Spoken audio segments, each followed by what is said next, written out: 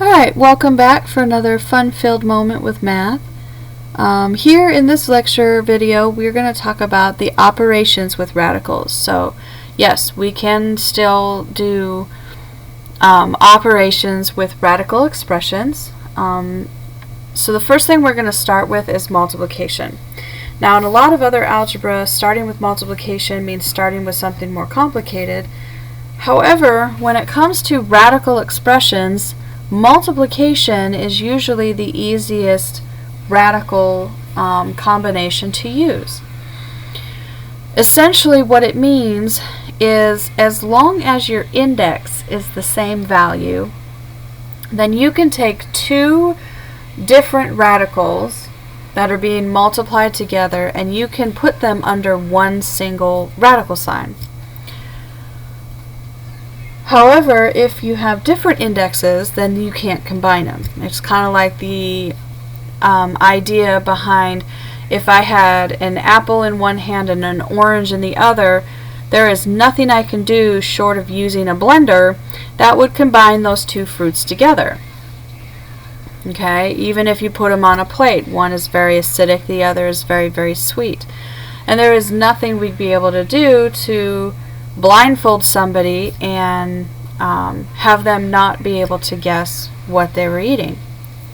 However, if I have an apple in one hand and another apple in another hand and I put them on a plate, it would be very difficult to tell the difference between which apple you were eating. So when you're looking at your problems, the first thing you always want to check is your index. In this case of this example here, notice my index is the same, and in this case my index is a 2. So the rule says when your index is the same, you can combine under a single radical. So the first thing you always want to do with multiplication is you want to combine your radicals together. So I'm going to take this and I'm going to combine these terms under a single radical. So this becomes 2 times 12 times x cubed times x times y times y. Now obviously when I did it, I like to group my terms together, but you don't have to. You could just simply rewrite them as they were. But you need to remember you have to do the multiplication before you simplify. So 2 times 12 is 24. X cubed times x gives you x to the 4th. Remember here, when you multiply together, you add the exponents. And then y times y is y squared. Now if you look at this looks very similar to problems where you have to simplify radicals, and that's exactly what has to happen. You must simplify your product down as far as it can go in order to reach the end result.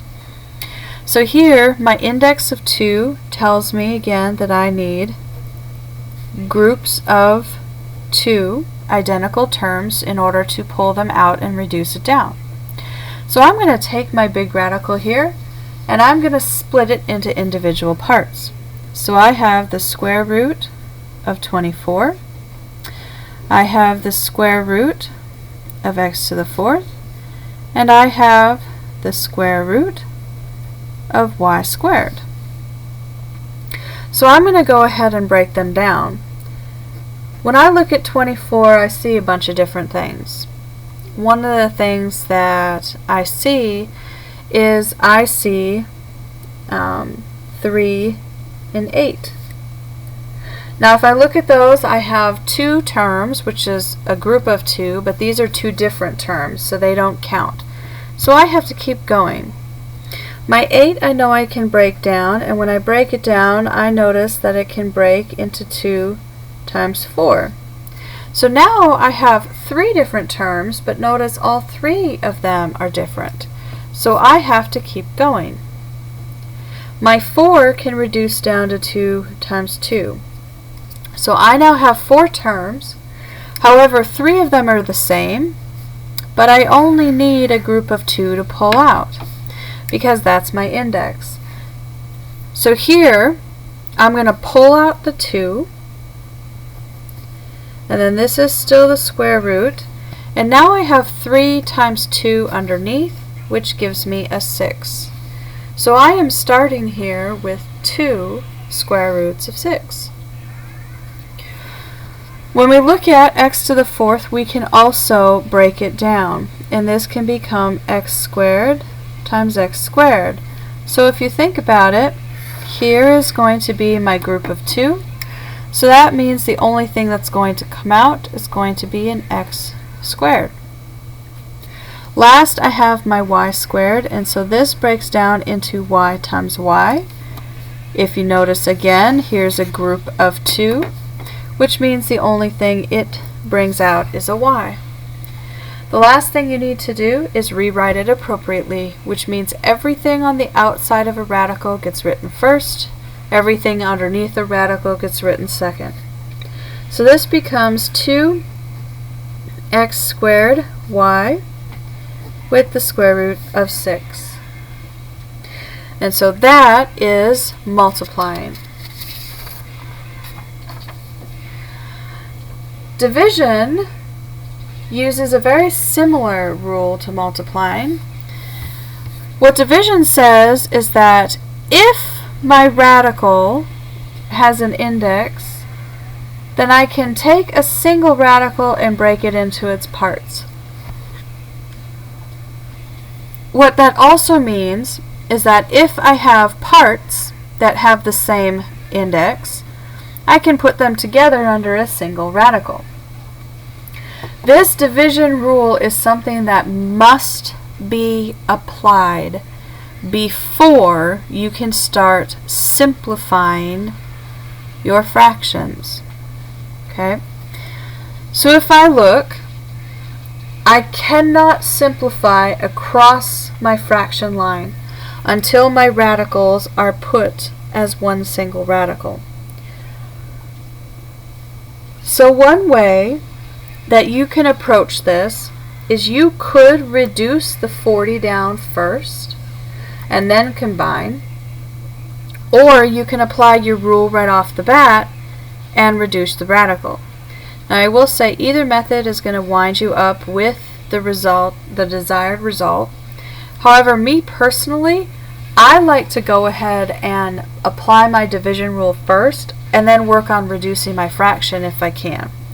So the first thing I would do here is I would change my problem into a single radical. So this is 40xy over 5x. Since everything's under one radical, now I can actually reduce things down. And what do I know? Well, I know 40 and 5 will come together. 5 turns into a 1, and 40 turns into an 8. I also know that I have an x and x, so those will go away and both leave me with 1s, and then I have the y. So in this case, what actually happens is I am left with the square root of 8y. Now I have to reduce.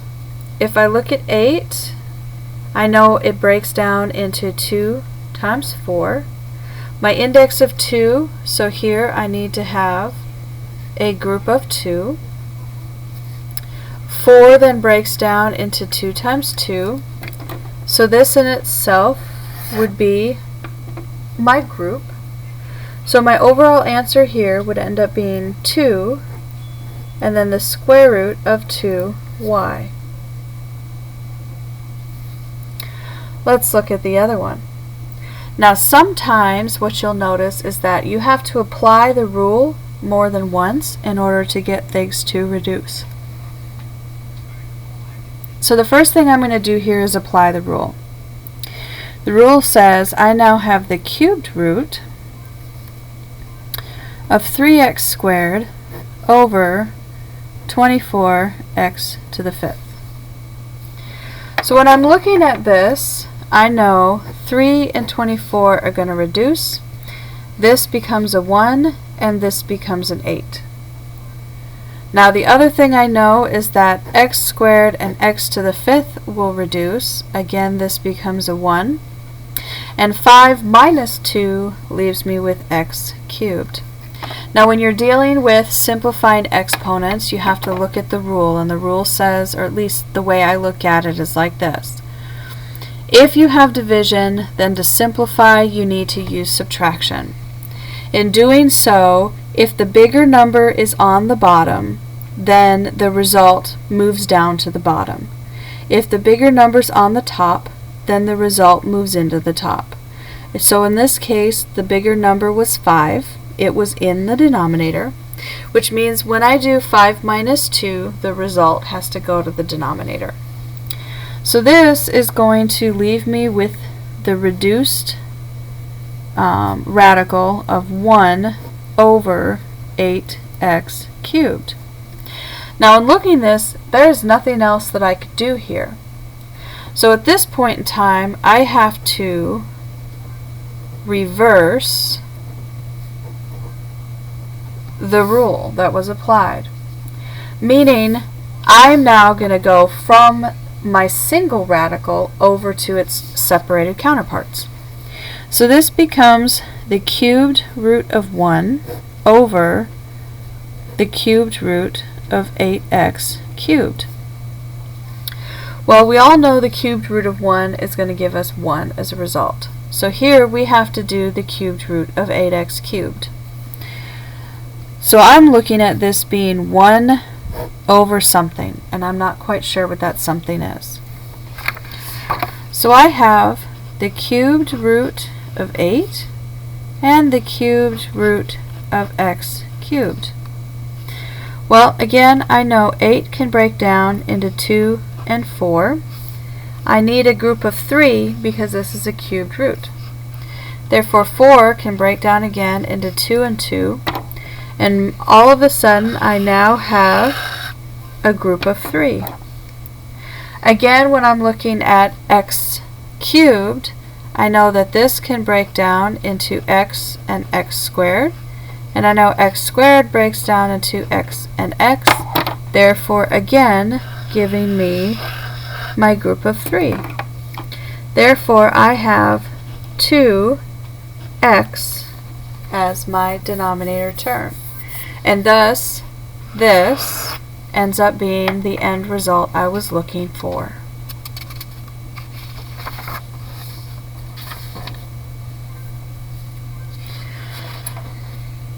Now, another operation that I have is I have addition or subtracting, and there's a couple rules that you have to pay very close attention to.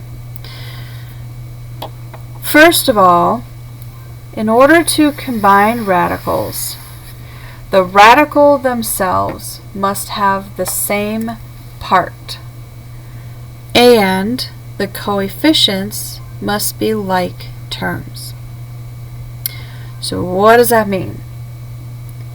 Well, that means if I look at this example here, I have 3 radicals. Notice all 3 of those radicals are something totally different. Therefore, in this state, they cannot be combined. So the first thing that you have to do is you need to reduce your radicals down and look to see which ones of them are identical. So I'm going to look at the square root of 32. When I think of 32, one of the things that I might think of is going to be 2 and 16. Well, my index here is a 2, so again I'm looking at groups of 2. And so 16 I have to break down further.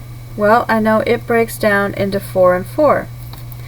In this case, here is my group of 2, which means the square root of 32 becomes 4 square roots of 2. Now the other thing that we cannot forget is you cannot forget that you started with a 3 on the outside. Therefore, this 3 has to move down to what you just found, and you're going to multiply 3 times your 4 to be on the outside. I also need to look at 3 square roots of 8. So again, I'm going to reduce it, and what I'm hoping is that when I reduce my 8, that I get a square root of 2. Because if that happens, then I know I can combine them. So 8 is going to become 2 times 4, which is going to reduce down to 2 times 2. So I'm going to pull the 2 out, and I'm going to leave the 2 in. My sign here is plus, so I'm going to go ahead and input my sign. I had a 3 up top, so I need to add my 3 down there. And then I'm pulling out a 2 and leaving a 2 behind. So notice my two radicals are the same, so they can combine. The other thing to keep in account is the fact that the coefficients they have are constants. Now my next sign is negative, so I'm going to go ahead and input that, and my outer term is a 4, so I can put that down.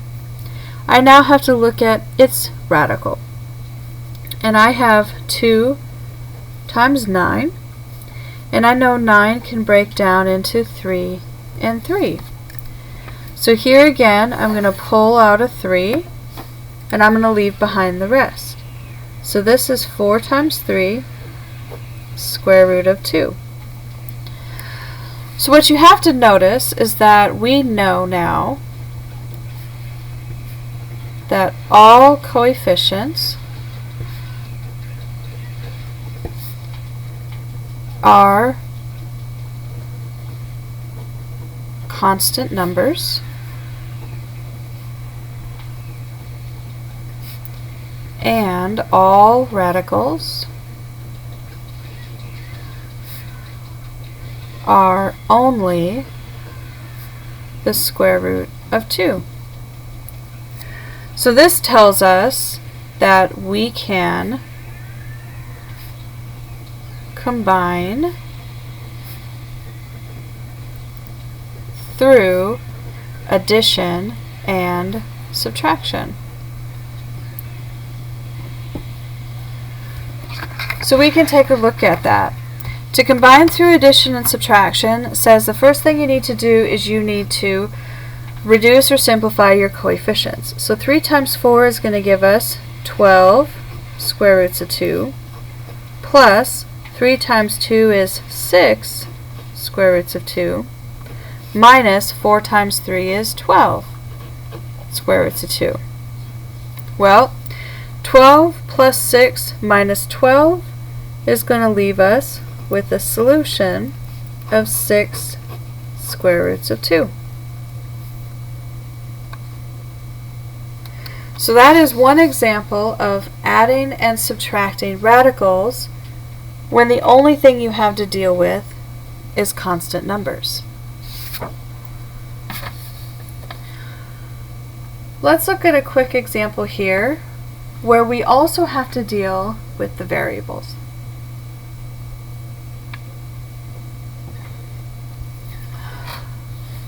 Again, when we look at these radicals, the way they initially appear is that they're not the same. However, you can never assume. You have to prove it.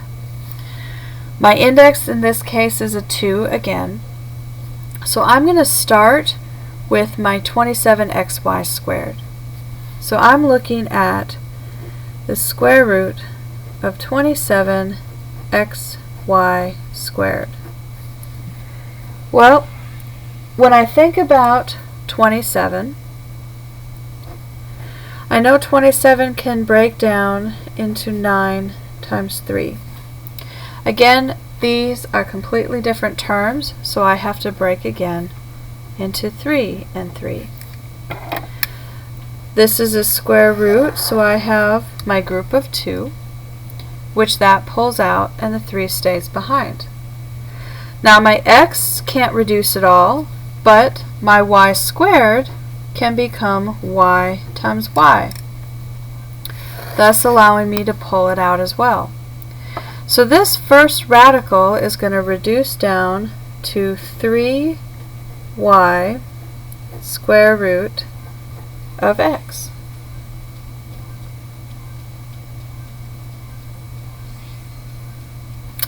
3x.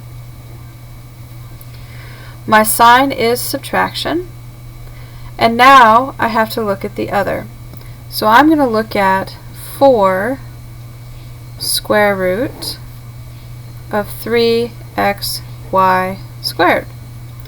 First and foremost, I already have a 4 on the outside, so I'm going to go ahead and bring it down. 3 can't reduce, x can't reduce, but again, y squared can become y times y. Therefore, I can pull it out. So I can put my y next to the x, and then this leaves behind a 3x. Once you simplify, you need to look. Are my radicals the exact same digit, and are the coefficients out in front like terms? Well, they are. They're both a digit and y, which makes them like terms. So what I actually have is 3y minus 4y with the square root of 3x along for the ride. So 3 minus 4 is negative 1. So this is going to be a negative y square root of 3x. And this is the most simplified form of that problem that we have.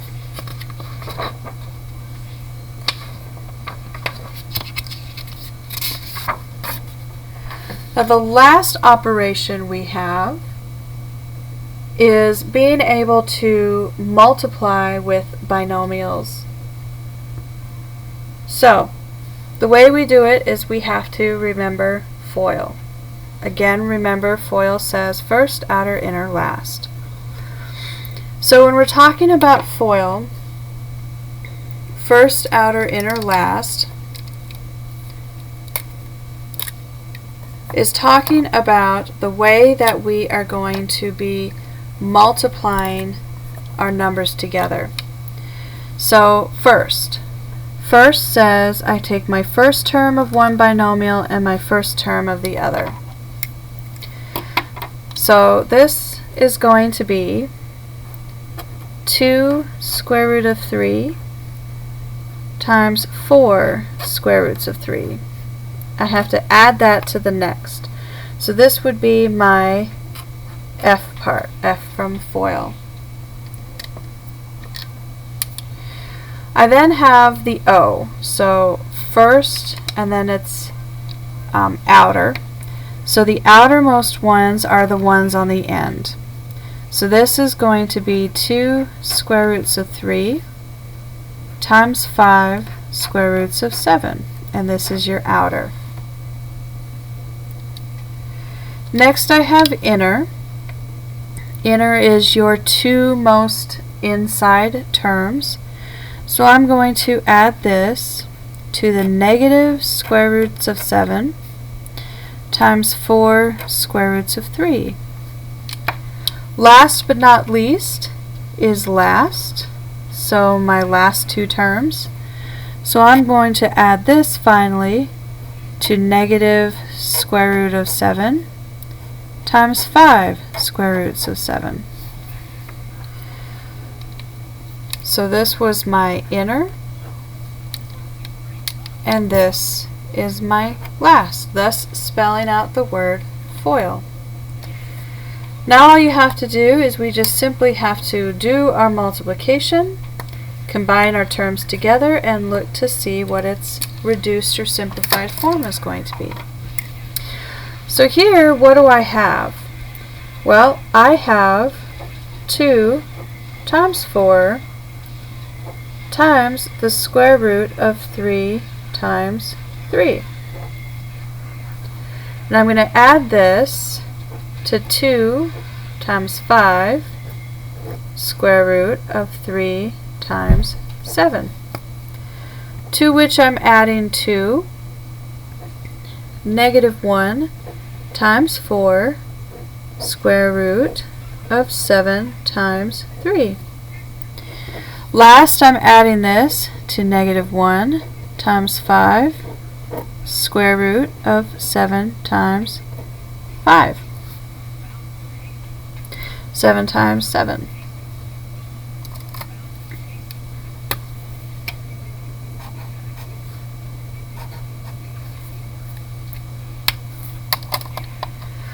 So 2 times 4 is 8. 3 times 3 is 9. 2 times 5 is 10. 3 times 7 is 21. Negative 1 times 4 is a negative 4. 7 times 3 is 21. Negative 1 times 5 is a negative 5. 7 times 7 is 49. Here you need to combine like terms and reduce completely.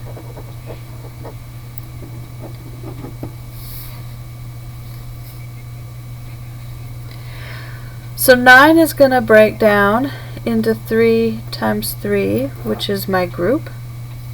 And 49 is going to break down into 7 times 7, which is its group. So this is going to become 8 times 3. And then I have 10 square roots of 21 minus 4 square roots of 21. So this is going to be plus 6 square roots of 21. And then this will be minus 5 times 7. 2 times 3 is 24 plus 6 square roots 21 minus 35. Combining my terms, and I have negative 11 plus 6 square roots of 21. And this is my overall answer. So those are the different like terms and order of operations that we have when we're dealing with radicals. So in a nutshell, you just simply need to remember to take a look at the radical you have and then take a look at the index. As long as the index is the same, and in some cases as long as your radical is the same, then you can combine it through the order of operations. However, should something be completely different, then you cannot combine it and it has to stay separate. If you have any questions, please let me know. Otherwise, have fun and see you next time.